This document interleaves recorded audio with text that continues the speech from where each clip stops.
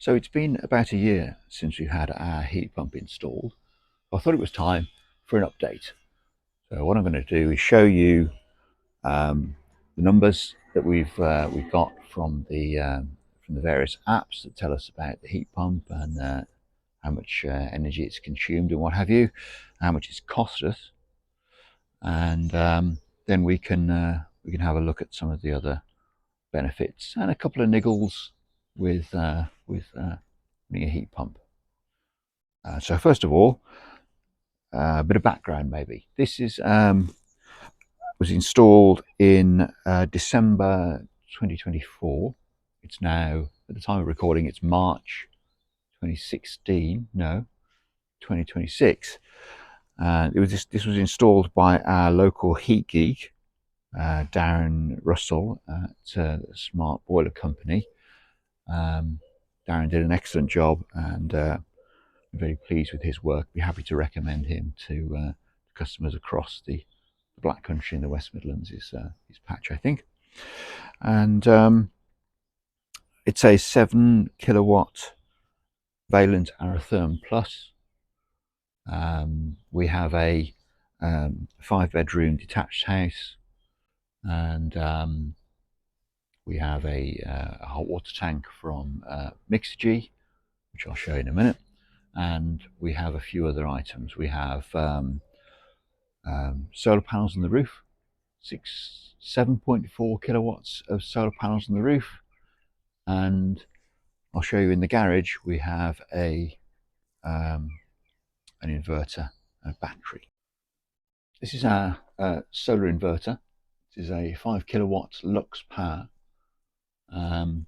It had 6.4 kilowatts of batteries previously, but now, as you might have seen from a previous video, I managed to upgrade that to a battery from Fogstar, which is a UK manufacturer, and they sell this 16.1 kilowatt hour battery. And what was happening was that the heat pump was kind of hoovering up all of our small battery, but that doesn't happen quite so much now with the big battery. So let's go back inside and have a look at a water tank, and we'll have a look at some figures, because we all love figures, right? So this is our Mixergy water tank. This was actually installed before the heat pump, when we just had the tank and the solar panels, and it has a solar diverter, which means it can take spare electricity that was being sent to the grid and use that with the immersion heater to heat the water in the tank. But we don't use that anymore because it's not as efficient as using the heat pump. The Mixergy can be upgraded for use with a heat pump by the addition of this item here, which is a plate heat exchanger and a small pump. And Mixergy believe that using a plate heat exchanger is better than using a big old coil inside the tank, particularly when because the temperatures associated with heat pumps are lower than the boiler. So we use the plate heat exchanger, and we found it to be very efficient. It worked beautifully.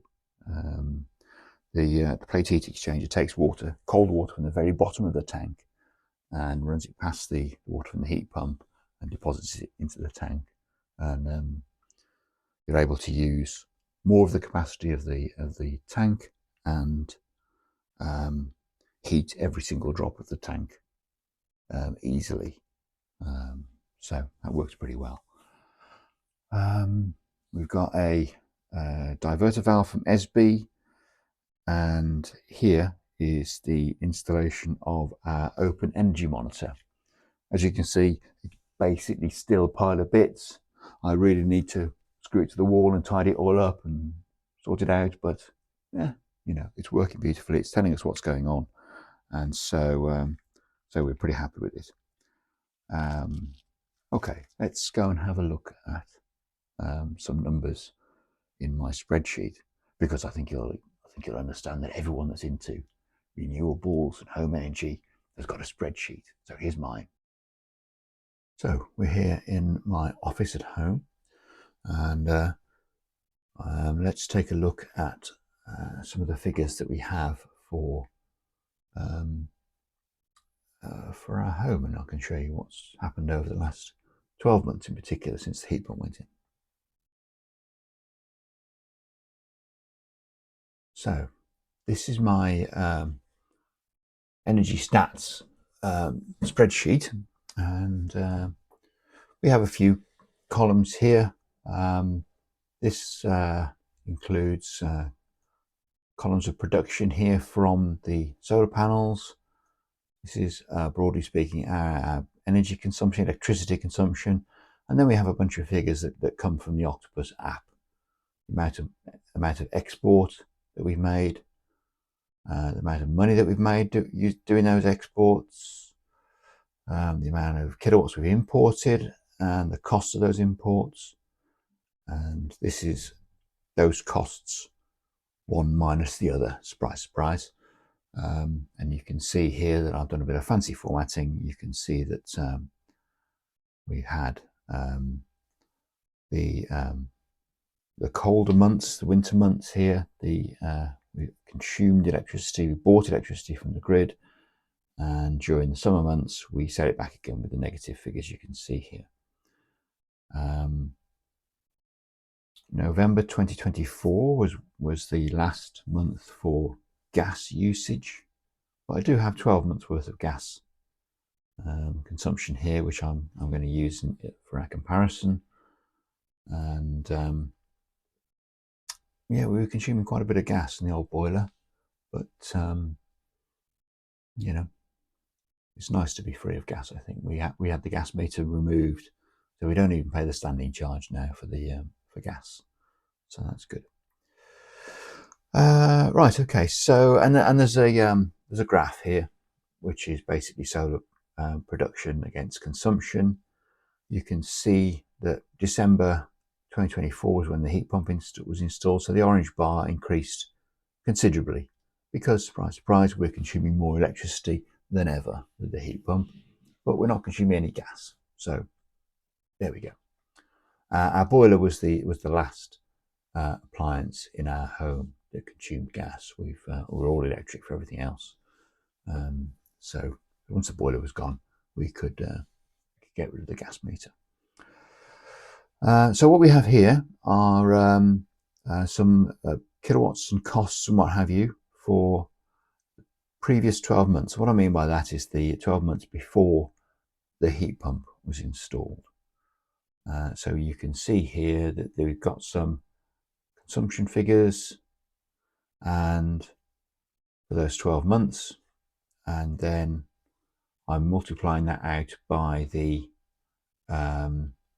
what do they call it, the price cap rate for kilowatt hours of electricity. Same here for the gas, the last 12 months of gas consumption that we had, and multiplying that out by the current price cap rate for gas, and comes to a figure of £2,736. So you can see that is, broadly speaking, what it would have cost to run our home were there no renewables. Now, obviously, you can't actually compare one year to the next because the years change. The weather changes. It's difficult, but there you go, £2,736. Here we have similar calculations for the previous 12 months with the heat pump installed. So this is essentially the most recent energy consumption. You can see here that is the 12 months that I'm looking at.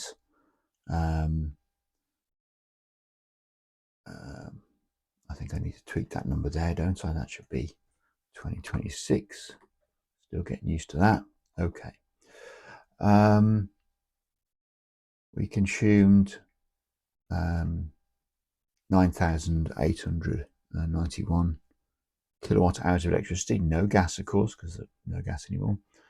And this cost here is the amount of money that we were actually billed from Octopus during that period.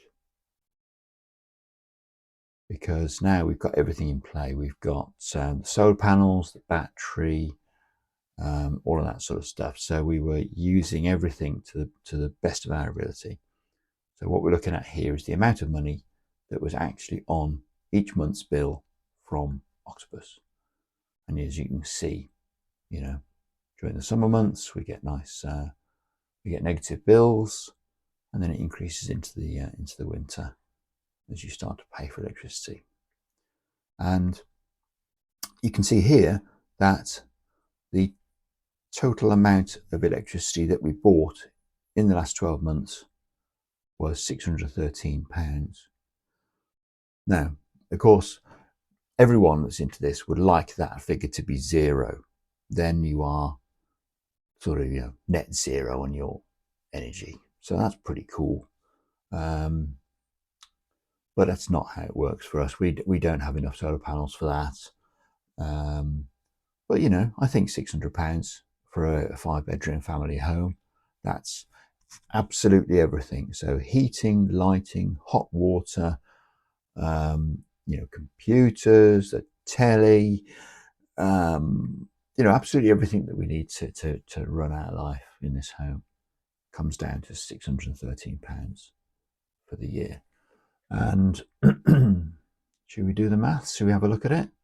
So that is £2,036 minus 613 equals £2,123. So that, in this scenario, the best we can come up with is a saving of our energy consumption of £2,100 per year. And I think that's pretty good. Now, obviously, we've invested quite a substantial amount of money in solar panels, the tank, the heat pump, battery, all of that sort of stuff. So you're going to be curmudgeonly about it, then all of that stuff has to work in order to justify its existence. But once you realize that solar panels really do work, and you realize that heat pumps really do work, then you can start to relax a little bit and enjoy the £2,100 saving that we make every year. Now, the heat pump itself has performed very well. We're very happy with the way the heat pump works in this house. There's absolutely no questions that the heat pump works. It gives us a pleasantly warm home. Our philosophy is that the most important thing is a warm home with happy occupants. The battery, the solar panels, the heat pump just needs to do its thing, and we need a warm, happy home. It's as simple as that. We're not interested in, we're not chasing scop. We're not prepared to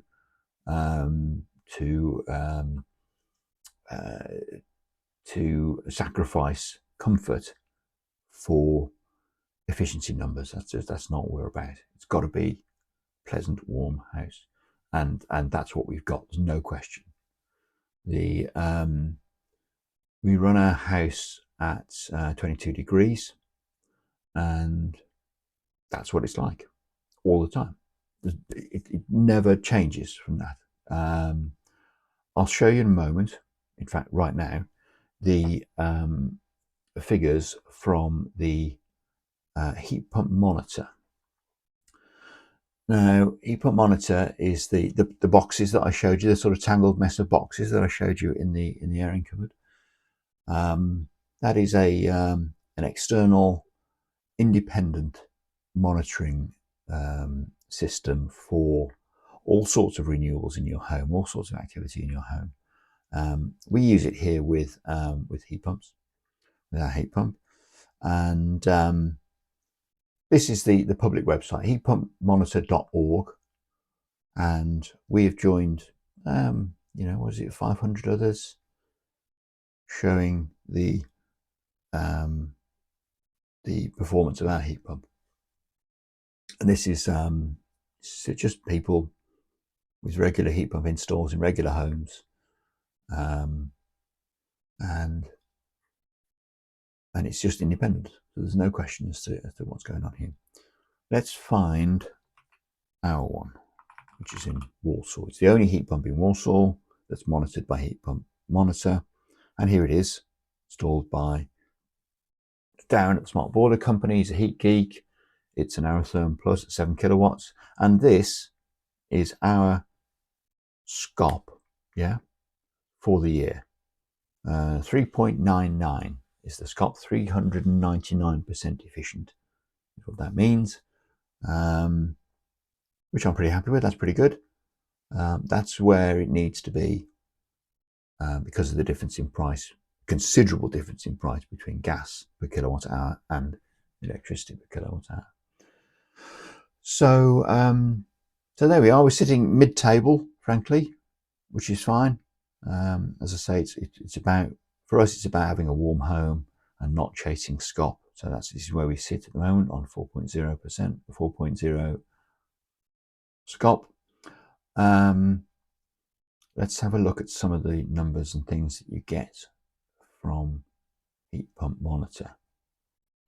We've been pretty good at sending data to the tool.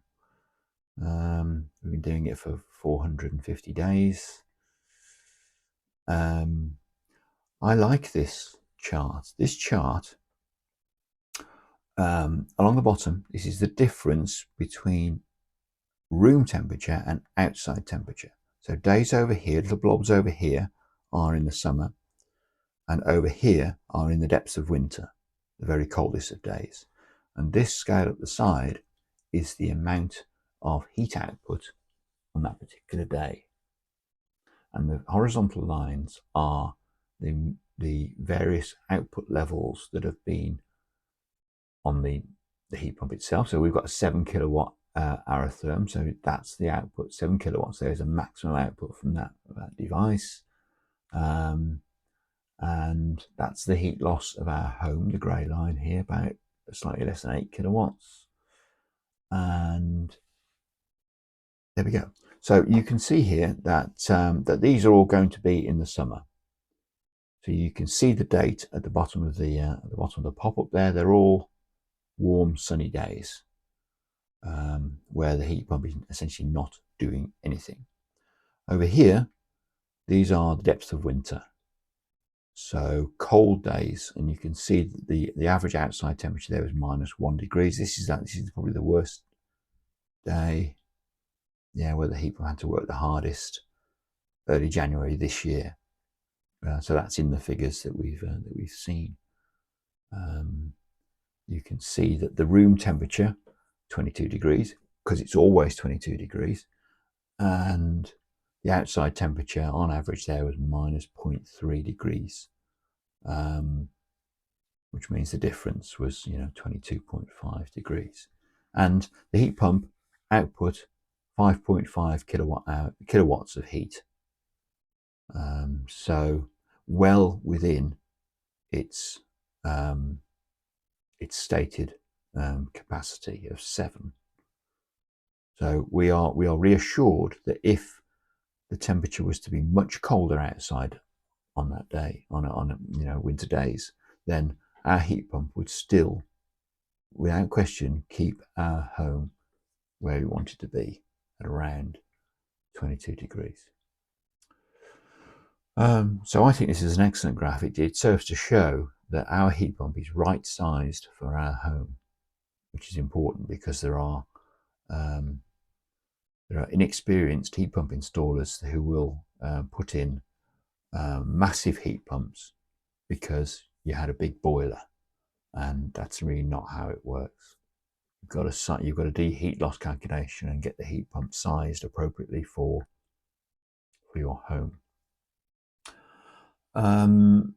If we look at the live stats for our heat pump. This is today, recording this, where are we, 3rd of March 2026. This is the outside temperature, quite jolly and warm outside at the moment, 9.5 degrees C. Heat pump is on and consuming 600 watts and producing 2,900 watts of heat.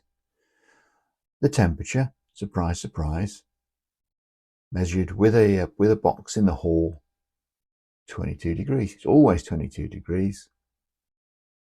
We used to have with the boiler, the thermostat would bring the boiler on, the temperature would heat up, and then it would shut, and then the temperature would drop, it would go up and down all day long. It's one of the things people don't talk about with heat pumps, really. They're so much more comfortable to live with. The blue bars here are hot water cycles. This is where the heat pump is used to heat a hot water tank, and you can see here it pushes the flow temperature to 55 degrees until the Mixergy is happy, and you can see here yesterday afternoon it took, I don't know, 35 minutes, 40 minutes to heat the tank. No problem. And the red line and the green line are the flow temperatures, the temperature of the hot water coming from the heat pump, and then the temperature of the water going back to the heat pump. And you can see here that that our system, our radiators run at about 30 degrees, 31 degrees, 32 degrees when it's this temperature outside. So we're performing pretty efficiently, I'd say. Works pretty well. Let's have a look at the month. See if we can find a really cold period. Here's a cold period. Look at this. You can see that the outside temperature here drops low on the where are we now? The 3rd of Feb. You can see these bumps here. This is the heat pump doing defrosts. So what happens is that as the heat pump is drawing damp air in through the heat exchanger, the heat exchanger is cold, and the water condenses on the water from the air condenses on the heat pump, and then it's so cold that it freezes, and then it becomes inefficient for the heat pump. You can't get any heat out of ice, really. So what it does a defrost cycle where it takes some warm water and it melts that ice. And you may have seen videos online, if you're interested in such things, of the heat pump issuing forth great plumes of steam, and that is the heat pump defrosting itself. And then it gets on with doing whatever you've asked it to do, heating the hot water or heating the radiators. And you can see here it was working a bit harder, and so the SCOP for this window here, what I'm looking at, is only 2.9, only 3, because it's working really hard. And that's what happens with heat pumps. They work really hard when it's cold, and less so when it's warm outside. But that is also true, of course, of a gas boiler. So yeah, we don't need to get into a holy war about boilers and heat pumps, but they both achieve the same thing, which is heating your home, and the amount of energy they consume is based on how warm it is outside. So heat pump monitor is an excellent tool, and to be frank, I'm a little addicted to it, if I'm honest. I'm interested in knowing how our heat pump is performing, and I find that the Valent app is not as complete as heat pump monitor. Costs about, I think it costs about £500 to add heat pump monitor to your installation of your heat pump, and I think it's well worthwhile, because it lets you see, an absolute fact, how your heat pump is performing, no question. And if you want, you can publish that to the list and show everyone how it's doing. So pretty good. Notwithstanding, I use some other applications as well to see how the energy consumption is going. And you may be aware that Octopus Energy have an API, which is a way of exposing data to third parties, and then they can those third parties can do things. So I use a mobile phone app called Octopus Watch, and that shows the daily energy consumption for your home without having to go into the Octopus website or the Octopus app specifically. And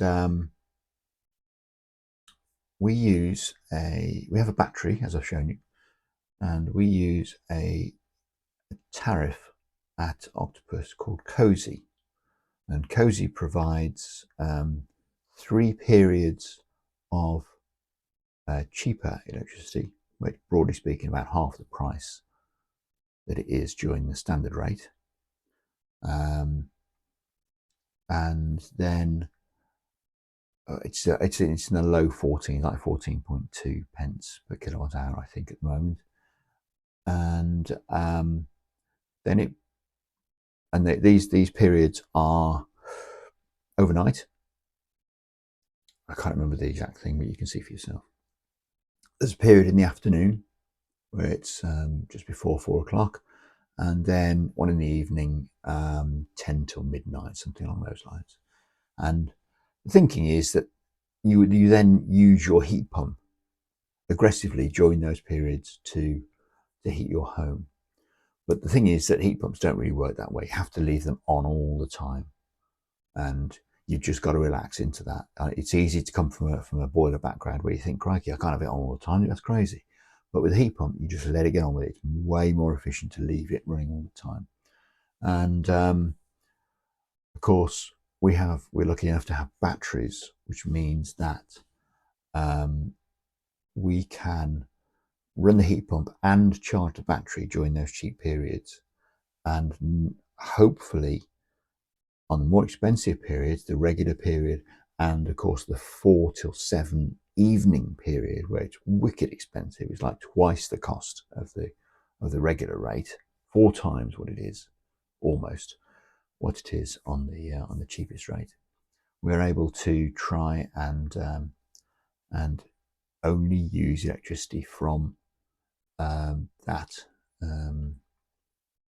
from the battery that we have charged or harvested from the solar during those cheap periods. So okay, and this basically shows us that. You can see here that we have some figures on the right, which I think is probably where all the action is. You can see each row is a day, and the top figure, the 14.3 figure in the first row, is the amount that we, on average, paid for electricity that day. So we are very much here only using the 14.2, whatever it is, p rate from the 3 cheap Cosy periods. And the 15 figure here is the export amount, the price that we get paid for exporting electricity. Precious little export, of course, during the winter time. Everything that comes from the solar panels is either stored in the battery and then consumed later, or consumed directly by the heat pump. And you can see the amount of energy that we consumed. Surprise, surprise, the amount of energy here is directly related to the amount of money that we paid, £4.50, £4.80, £4.50 again. I've been using heat pump, this Octopus Watch application for some time, and you can see this is the average outside temperature. This the temperature on the right here, 6 degrees, is the average outdoor temperature, and there is a very marked correlation between the average outdoor temperature and the amount that you pay, the amount in bold. So you can see here that at 6.1 degrees we pay about £4.50. At 11 degrees we pay about £3, low £3. And right at the bottom here, at 2.7 degrees, you pay £8. And that's how it works. There's an absolute direct relationship between the temperature outside and the amount of energy you consume. And that's what weather compensation is all about, having the temperature sensor outside and the heat pump monitoring, modulating, as it's called, its output based on the outside temperature, rather than a thermostat inside your home. We don't have a thermostat inside our home, and yet it maintains a very even 22 degrees because of weather compensation and it understanding that when it's cold, you need to put more heat in. It's that simple. And you can see on the bottom entry here on the 19th that the average price was ever so slightly more than the export price, and that's because the battery went flat. On that cold day, the heat pump consumed all of the battery, and then at some point, for a short period, we were required to buy electricity from the grid, and that's inevitable. You could have a giant battery, you just keep adding batteries, but the long and the short of it is that at some point it doesn't become cost effective to do that. It was worse before we installed the big battery. When we had the 6.4 kilowatts rather than the 16 kilowatt hour batteries, even on chilly days, the heat pump would easily discharge those batteries and eat them up, and then we'd be paying for electricity at the prevailing rate. Perhaps I'll put a graphic on screen showing that. And the previous video goes into that quite a bit, where we talk about how the reason behind doing the battery upgrade. So I think we're doing pretty well.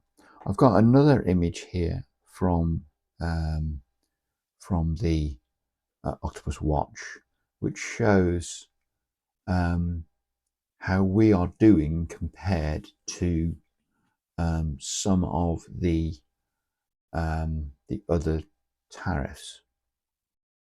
So you can see here that if we were on Octopus Agile, which is the one that changes every half hour, the price changes every half hour, over these 3 months we'd have been charged £710.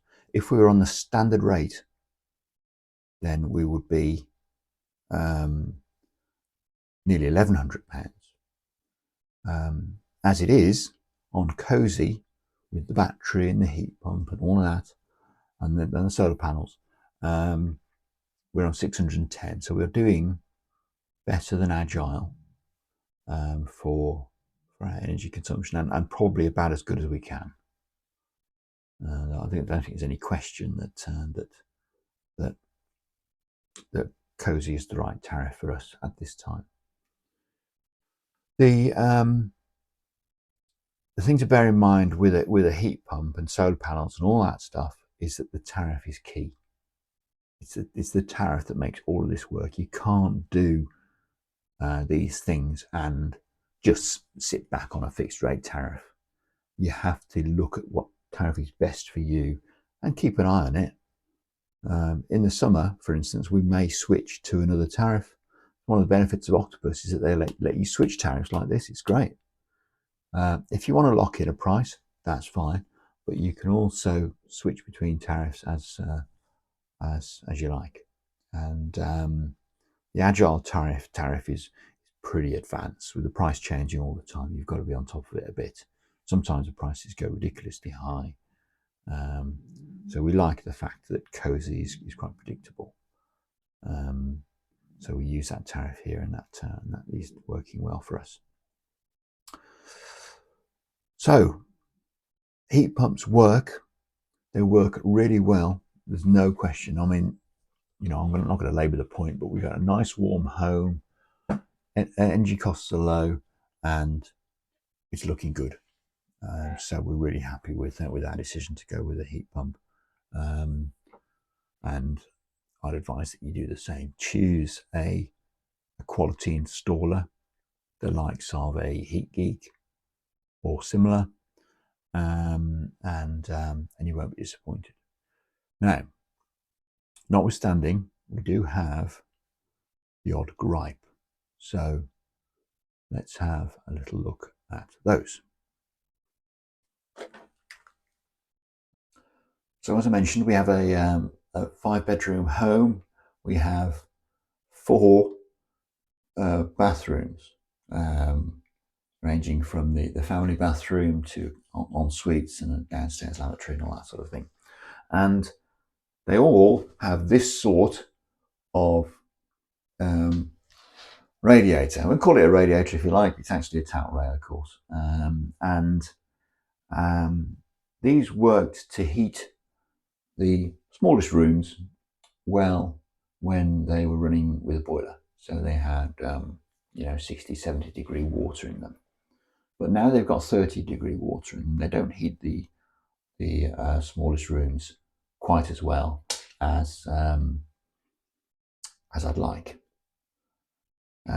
We've in our own ensuite we changed our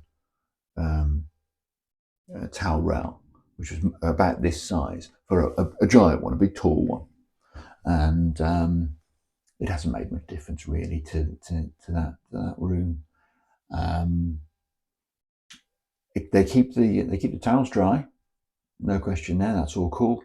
But in terms of heating the room, they're not what it's about. You may be aware that when you get a heat pump, you're often changing radiators for ones that are more efficient, double panel ones with the fins, and more modern emitters, heat emitters than you might have already. But towel rails aren't really for heating the room; they're for heating your towels for the most part. Now, it's not the biggest gripe in the world by any means. It's not a problem. We have actually solved it with one simple strategy. We open the door.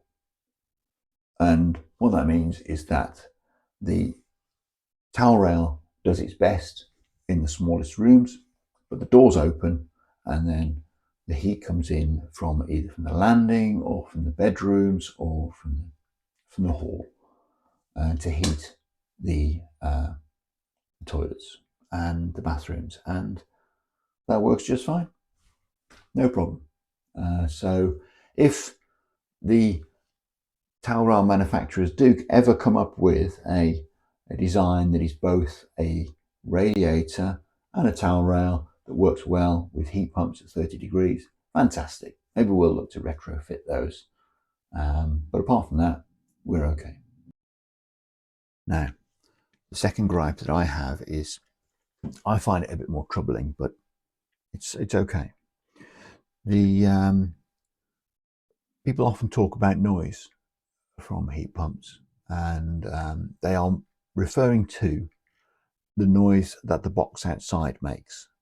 So there's a big fan pulling air through the heat exchanger, and then there's a compressor and some workings and all that sort of stuff. It's essentially like the back of a fridge, really. And sometimes when it's working hard, it can make a noise. The noise is the noise outside is not my gripe. Our heat pump is nice and quiet, and we appreciate that for our neighbours, and everything's cool. It's quieter probably than the outflow from the boiler, the vent from the boiler. So that's fine. We've got no problems with that at all. Our neighbours have no clue that we have a heat pump, and that's the way we like it. It's fine. What I am a bit bothered about is the vibration that we get in the house. So when the heat pump is working hard, and this is say below 2 degrees outside, there is a noticeable hum in our house that comes in through the pipes and through the radiators and the fabric of the house. The hum is it's around 60 hertz, I think, so it's a low, and during the day it is unnoticeable. It's fine. You know, I'm here working, I'm on calls, I've got stuff going on. In the evening, in the morning, we've got the TV on, we're listening, you know, stuff's going on, stuff's happening, we've got the radio on, you know, it's all go. And there are no issues with the hum. But at night time, bedtime, when the house is silent, then I can perceive the hum. And I'm not a huge fan of that, if I'm honest. So I did engage with Valent on the hum, and they weren't terribly helpful, if I'm honest.